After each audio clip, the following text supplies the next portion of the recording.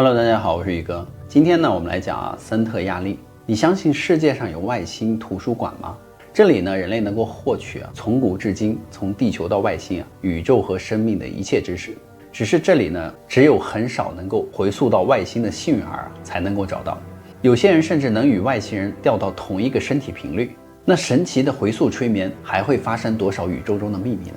让我们进入今天的故事银河系的另一个文明。以下的故事非常玄幻，大家理性观看。美国著名的前世催眠师朵洛丽丝呢，就经历了吸引无数想要找回前世的潜意识的人前来拜访。他有一套独特的量子催眠技术，这个技术呢，能够与任何个体的潜意识直接的联系或沟通，回答任何的问题。在他催眠了几千个客户一次次的记录了相同的结果，花了大量的时间和精力验证了客户前世的真实性之后，朵洛丽丝呢，能够确定得出结论他的结果是真实的，并且呢，他连接到了一个不可思议的强大的信息源，那就是外星世界的图书馆。当个案进出神的梦游状态之后，有很多的方式可以获取信息，通常这会是来自于重温前世的经历，但由于他们的限制是在特定的某一世的身体里，所以会受到很多限制和阻碍。个案只能描述他们个人所知道的，并在那一世接触过的事物。在那个特定的时空里呢，有一个神奇的空间，只有少数能够接触到外星回溯的人会发现这个地方，它被叫做外星图书馆。那里的信息呢，全部以 3D 成像的方式呈现在墙面上。在朵洛丽丝的催眠记忆中呢，有几位被催眠者都详细描述了那个地方的场景。在那里呢，色调都是白色的，没有天花板，没有屋顶，没有柱子，书呢是放在玻璃书柜的那个层板上面。每个区域都有人类所知的各种主题形式的书，有记录所有存在过的世界历史的书。这里有收藏过去，收藏未来，它也收藏现在，因为这些都是一体的。在这里呢，有一个书籍看管人，和现实世界里的图书管理员相同。不过图书馆呢有好几间，而每一间呢都有自己的管理员，每一间都有各自的信息。举例来说，有一座图书馆是医学图书馆，专门有针对有兴趣学医的人。而有的图书馆呢是跟星星有关的，那是给想学习天文学的人来使用。而书籍的看管人呢都是光体，穿着一件白袍，有个帽兜，他们的脸呢非常的安详幸福，浑身呢散发着光芒，跟他的周围的色彩一起脉动。他会带着来到这里的读者去观看室，那里有全息式的立体影像。看管人会讲到宇宙里的无数的星球已经演化出较高生命的形式，超越了我们现在所有学校里所能够理解的范围。看管人还说呢，距地球不远处还有一个漂亮的紫色行星，他说那是许多幽浮的家乡。而那些外星人必须复制一个运输工具，以灵魂的形态呢离开母星外出旅行。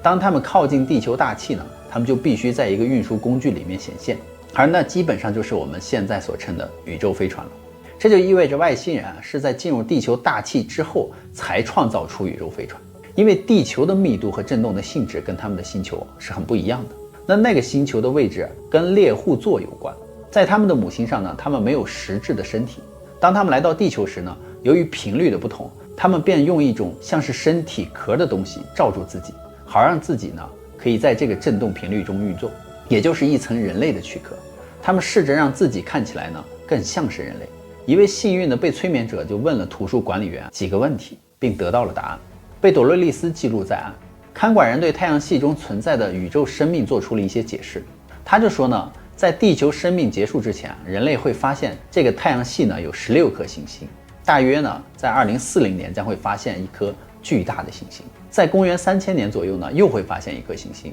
之后呢再发现一颗，而那是最后一颗了。这将会发生在之后约6000年左右。所有的行星呢都有生命，但可能不是人类在地球世界里所熟悉的，只是太阳系中存在类人的居民的星球，目前只有地球一颗。在遥远的过去呢，差不多是75000年前，当时的火星上存在着与地球类似的生命体，但因为对能量的误用呢，它们跟太阳系的这个部分的灵性进展并不一致，结果它们就被放逐到了宇宙的另一个部分。当人类探索到那个区域的时候呢，便会发现他们的文明的证据，但是这个信息不会被允许透露给一般大众。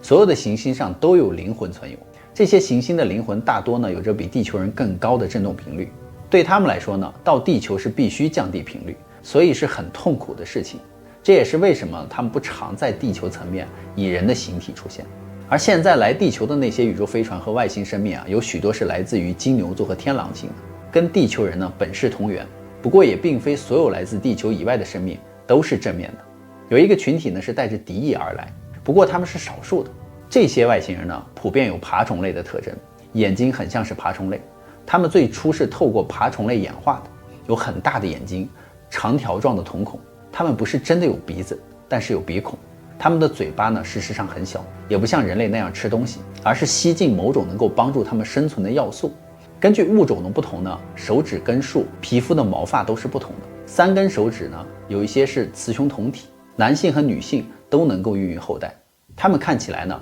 像爬虫类，所以生殖系统呢是排卵。它们的头盖骨上面有着像是壳类的东西，不像耳朵，但它们能够听到的音高范围比人类广得多。这些智慧生命使用它们那个地方的有机材料来建造宇宙飞船，它混合了橡胶、塑胶、玻璃纤维和金属，是一种非常坚硬的物质，可以经得起许多的热度变化和极端的寒冷，而且很耐久。毕竟它们的母星呢是在宇宙的另一端，而那个材质很有弹性，可以扩张和收缩。它们已经懂得利用太阳能，所以宇宙飞船的动力是来自于太阳能聚集器。它们集中来自于不同恒星的光速呢，驱动宇宙飞船飞行。它们叫它星能聚集器，因为它们在旅程中使用不同的恒星作为指引的系统，去他们想去的地方。所以在地球过去的1000年前呢，他们才刚在银河系这里漫游。而一些人类型的外星人呢，在地球是有基地的。图书看管人给这位访客看了几个位置，他说他们的太空船可以进水中，那是在地球的加勒比海附近，另一个是在南美洲靠近亚马逊河，还有一个是在澳洲和新几内亚靠近近海洋的部分。这些外星人来这个星球呢，已经几千万年了。按照宇宙的说法呢，他们被称作看守者，有某种特定的理由时呢，他们就会和人类接触，在地球发生大变动时呢，也会为地球服务。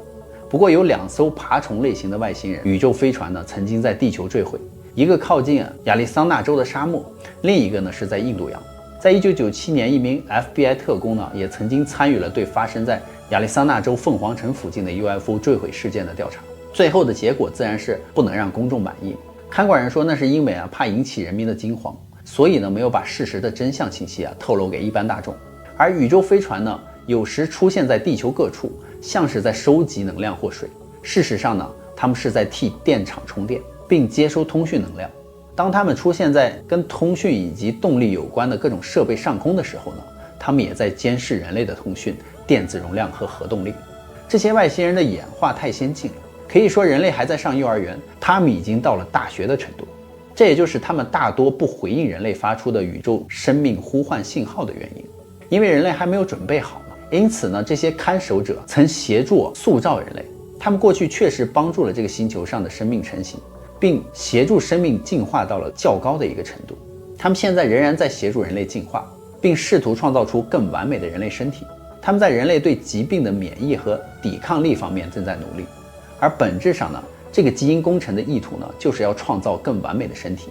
一旦人类的灵魂察觉提升了，就能够更完美的转换到这些标准的身体里。在回溯的旅途中呢，能与外星人对话的情况较少。不过呢，有一个个案呢，他在回溯中直接与外星人进行了接触，并建立了一个持续且带来惊人结果的模式。那是在1986年的10月，朵洛丽丝就开始与一位叫做苏珊的女士合作。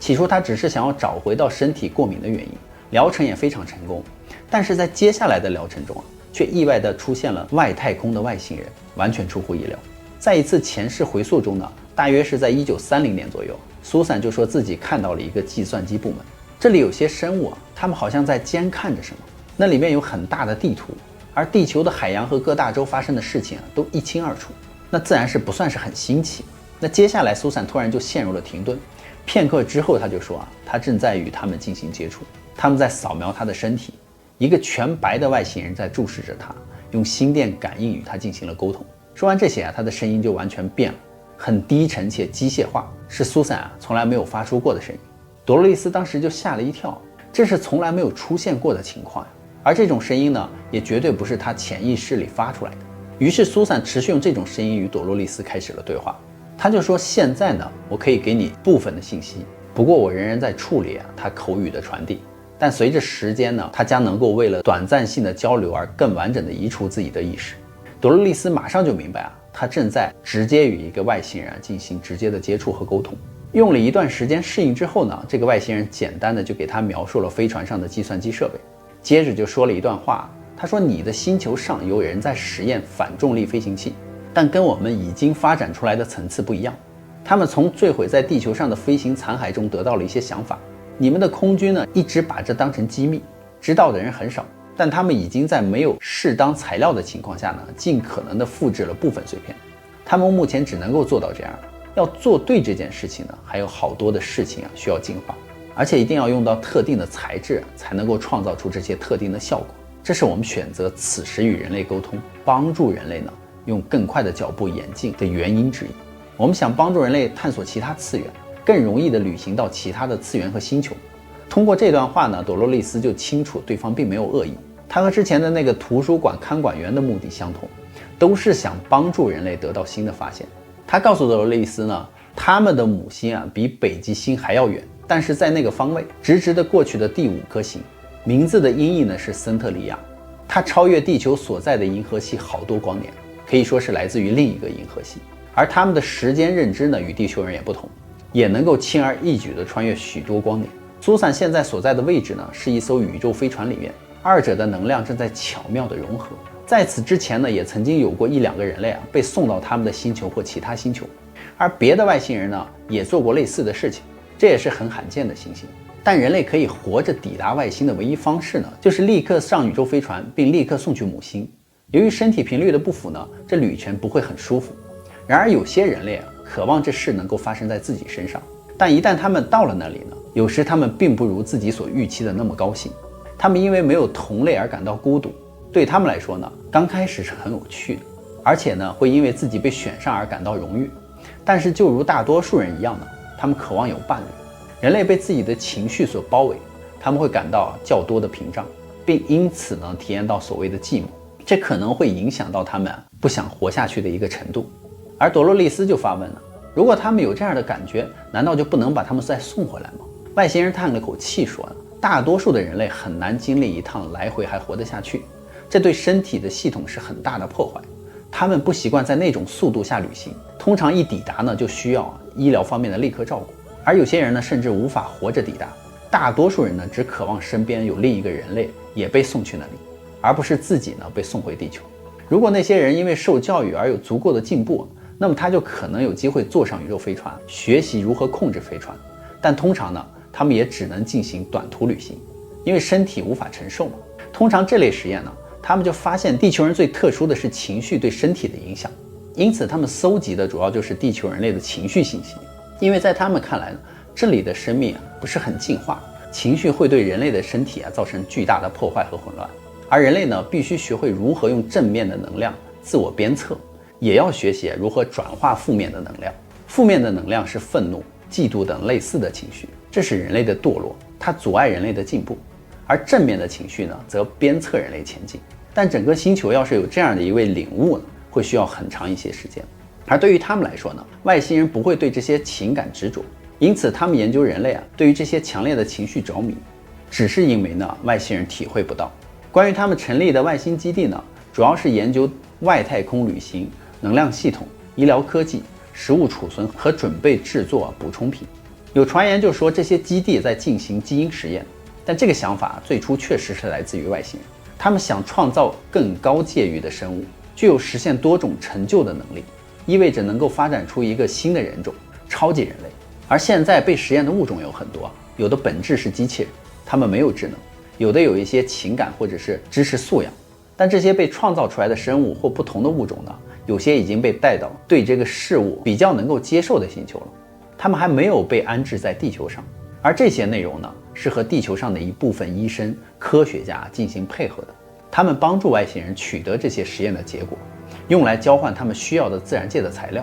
因此呢，这是已经和外星人协商好的事情，只是知道的人寥寥无几。不过在接下来的50年间呢，这些事情会变成人类的常识。外星人就说他们希望能够跟这个星球的人类组成一个总部，这样双方就能够以朋友的身份来来去去，以便呢创造更多的生命和物种的奇迹。他们也会用心灵感应呢协助地球人进展。说到这儿呢，他就停顿了一会儿，并告诉朵罗丽丝这具载体呢要准备结束传输了。苏珊的身体已经很累了，而苏珊呢脱离了出神的状态后就觉得好像有很多的能量在她的体内打转，或许她需要更多的时间来习惯传导这类能量。他说那个外星人似乎把一团信息放到了他的脑袋里，还扫描了他的大脑，放进去的信息呢要比他告诉我的更多。当朵罗丽丝问到下次要怎么跟他接触时呢，他画了一个三角形的符号，他称那是金字塔。他似乎不知道那个符号的意义，而这个符号在许多的外星绑架的经历中一再被看到，通常出现在宇宙飞船里或者是勋章之上。而催眠呢就像是一场梦一样，这次的催眠录音和完整的记录呢也被美国的尤里卡温泉市的幽浮大会的研究成员所调查。他们始终无法从现代的科学领域给这件事情一个完美的解释。而幽浮和外星人的本质呢本来就十分的复杂，而这些呢全都互有关联。也许正如外星人所说的那样，人类的进化之路还很漫长，而掌握在人类手中的零星的事实片段呢终有一天会被拼凑成一幅完整的拼图，只是还需要很多的时间嘛。而遥远的文明呢已经找到了有愿意的聆听者，交流呢将会透过其他的方式继续，而冒险的大门呢已经为人类打开。至于外星人呢，我们无法确定真假，而催眠呢就像是一场梦一样。